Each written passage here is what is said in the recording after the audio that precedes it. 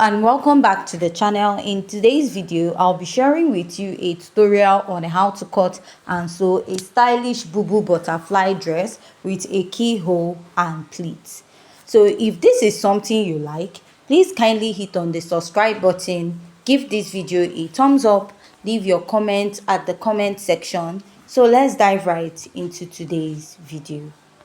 Make this dress, you'll be needing about 3 yards of fabric. So what I'll do is to open up my fabric this way, open up the 3 yards, and I'm going to fold it, right? So we are not going to have any cutting at the shoulder. We are not going to join the shoulder because it's a cut together Bubu dress. So what I did was to fold my fabric together this way. That is the edge of your Ankara together this way, right? So you're going to fold it into two. Now after folding it, you now get your length. So I'll go ahead to spread this towards the end of the other side of the fabric. Now the full length of this dress I'm making is 35 inches. But because we are going to add an additional fabric at the lower part, I'll be minusing 4 inches from it. If I take out 4 inches from that 35 inches, I'll have 31 inches, but I will not be cutting that exact 31. I'll be adding extra ½ inch for joining allowance at the lower part. Now remember, like I said, there's no cutting at the shoulder. You fold it first and then you now push it to the end to get your full length. So after that, I'll place back my tape and make sure that I have like 31.5 inches. Remember that ½ inch is for joining allowance. So I'll just go ahead to place my tape, make sure I have that 31.5 inch here. So after marking that, I'll just place my ruler and draw out a straight line at that point. After marking out, I'll just go ahead to cut out the excess fabric that I will not be using, right? And I'll keep this aside. To make it easy for me to cut, I'll flip it the other way. That is the closed part, so that it will be easier for me. So mark your shoulder to bust line, your shoulder to waist line. My shoulder to waist line is 17 inches. Then I'll measure 7 inches from there for my hip point. If you're on the taller side, please add 8 inches. So I'll just label this part, although it might not be visible. Now I'll mark a basic neckline of 3 inches and I'll come down by 3 inches to draw out my neckline. After that, I came down by at least 2.5, but when I was cutting, I extended it a little so that the neckline will pass my head. So for the back, you use 3 by 1 inch, right? So after marking that, you want to place your tape and get your shoulder point. My shoulder is 14 divided by 2, give me 7. So I'll use the remaining part of the fabric for the sleeve area. So after marking this, I'll mark my bust circumference divided by 4 plus extra 2 inches, right? So cutting the front and back together. Here, I'll mark the waist measurement divided by 4, then add my 2 inches for ease. Now I'll go ahead to connect. Because we are going to create like a keyhole there, I'll add additional ½ inch to it, right? So I'll just connect it to that additional ½ inch I added. Now I'll mark my hip measurement divided by 4, then I'll add extra 2 inches. My hip is 40 divided by 4 will give me 10 plus extra 2 inches, which will give me 12. Then I'll extend what I have on my hip all the way down. So now I'll go up by 2.5, go out by 2.5, and come down by 2.5. Then I'll draw this curve. This will serve as my keyhole. So when I was marking this, like when I was done sewing mine, I felt it was slightly big. So if you're marking yours, please consider using 2 inches all the way around. Now from the hemline, I'll give it a little curve going all the way up. So what I'll do is just to go ahead to cut this out, cut out that area out. Then I'll just trim it a little to make sure I have that curvy effect. Now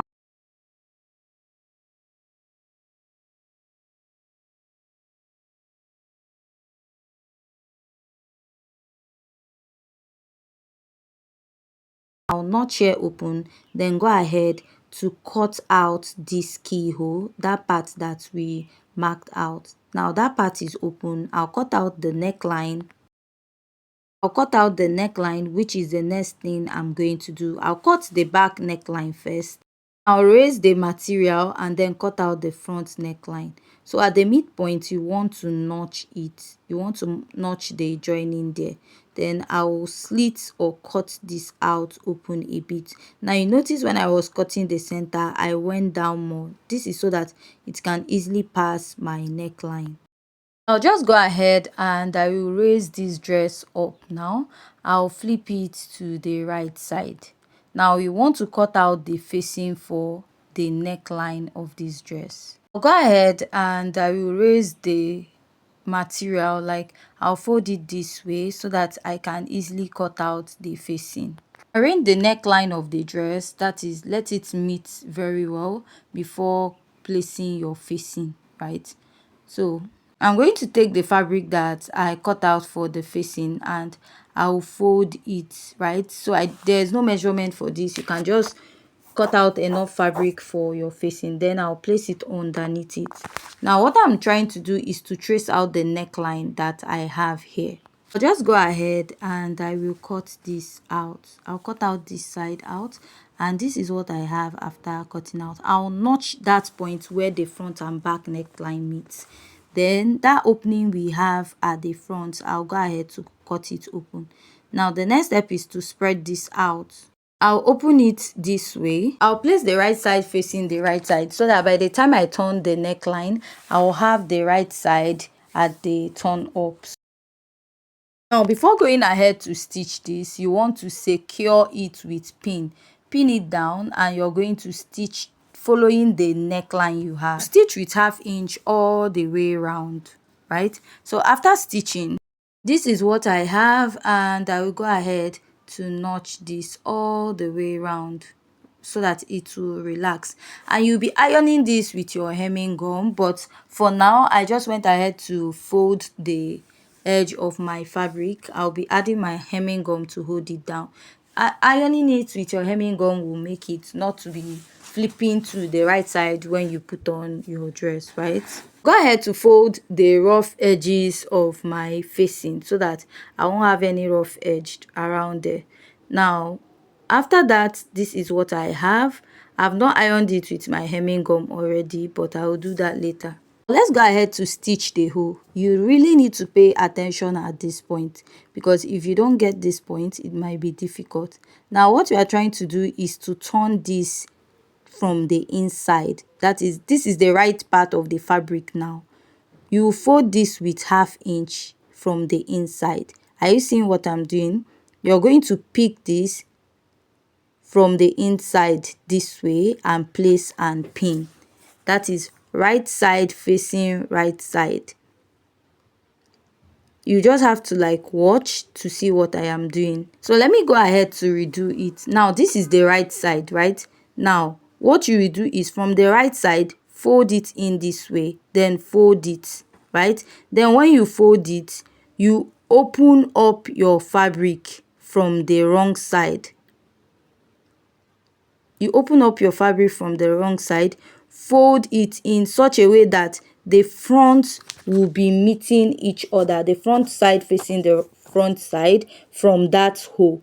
Then you're going to pin this all the way around following that hole that you created, and you'll be using 1/2 inch to stitch it. So this is the side I folded and this is the effect. So what I'll do now is to go ahead to still repeat the same thing. I'll go ahead to turn it from the wrong side, bring the right side facing each other from this side.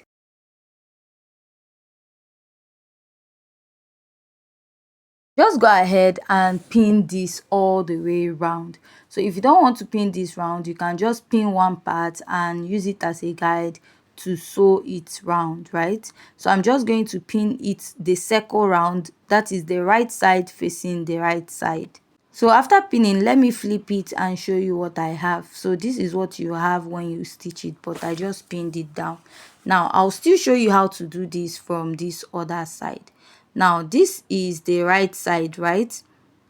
Now what you do is, from the right side of this fabric, you're going to fold it in as if you want to like fold the rough edge inside, right?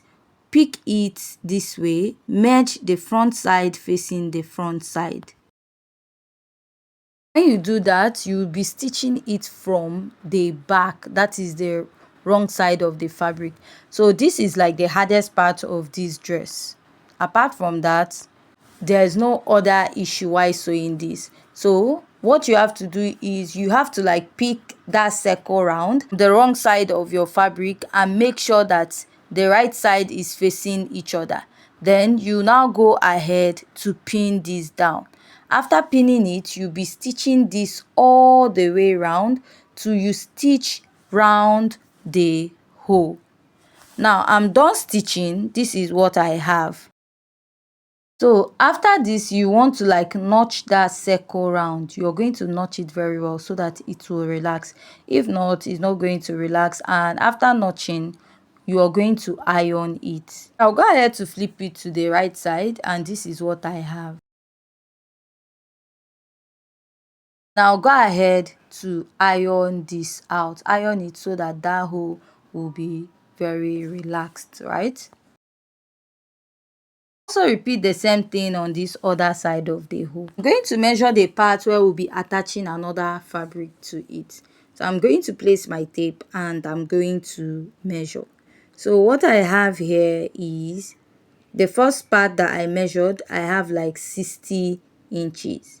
Now, after measuring 60 inches, I'll place my tape, continue it from that part, and I'm going to measure this all the way to the end of this dress. After measuring, what I have is 40. Then 40 plus the remaining 60 that I measured earlier will give you 100. Now remember, we are adding this ruffle for both the front and that of the back. So if you sum it up together, you will have 200. Add additional 100 to it, making it 300, because we are going to create pleats. So remember, we minus 4 inches from our dress. So that 4 inches, we are going to add additional 1 inch for folding allowance for the 4 inches we are going to attach, and then extra half inch for joining allowance, making it 5.5. So what I will now cut out is 5.5 by 300 inches. The width is 5.5, the length is 300. Insert my measurement. I'll place my tape from the middle and mark my shoulder measurement. So from that shoulder point, I will come down by 9 inches. So after marking that 9 inches, or rather 10 inches, I felt it was not enough, like so that it will be free. The armhole is supposed to be free. So what I did was to come down by 11 inches. So from that 11 inches, I'll connect it to where this my hole is. Now after doing this, you also repeat this at the other side. From the center here, I'll just take the measurement I have here and replace it here. So there's no need remeasuring it, and I'll connect. So you just stitch that side a little. Now going over to the lower part of this dress. Now we are going to insert our measurement, right? My hip is 40. That means 20 inches for the front, 20 inches for the back. So I'll find the midpoint of my dress. And remember, on each, we added 2 inches for ease. So we are adding 2 inches for ease on each side. Because when we cut out our pattern, it was on fold. Our dress, it was on fold. So from here, the midpoint here, I'll mark 10 inches, which is the half of my front hip. So let me go again. My hip is 40. So I have 20 inches for the back measurement of the hip and 20 inches for the front measurement of the hip. For that front measurement of the hip, I'll divide it into two. One side will give me 10 inches. I'll add extra 2 inches for ease for it, and I'll connect. From this midpoint now, I'll mark the remaining 10 inches for this side, and I will go ahead to add 2 inches to it, and I will go ahead to connect and take this all the way down. So when stitching, I will leave like half inch at the lower part because of the pleats or ruffle we are going to attach on it. I've cut out the fabric I'm actually going to attach to this. So I you're going to find the midpoint, the center of that fabric. Remember, it's 300 in length, so the midpoint should be 150, and I had to join to get that length. So what I did was to place the notch part at the shoulder of my dress. Then I'm going to stitch and create pleats all around my dress. I'll be doing this from the back to the front and to the lower part. So while stitching, when you get to this point, remember, like I said, at the lower part you will leave ½ inch. This is to enable you attach ruffle or attach pleats to that place that you stitched your hip measurement towards the lower part. After I was done stitching, this is the final look of the dress. If you find this video very interesting and educative, please kindly hit on the subscribe button, give this video a thumbs up, and also join us in our next video. Thanks.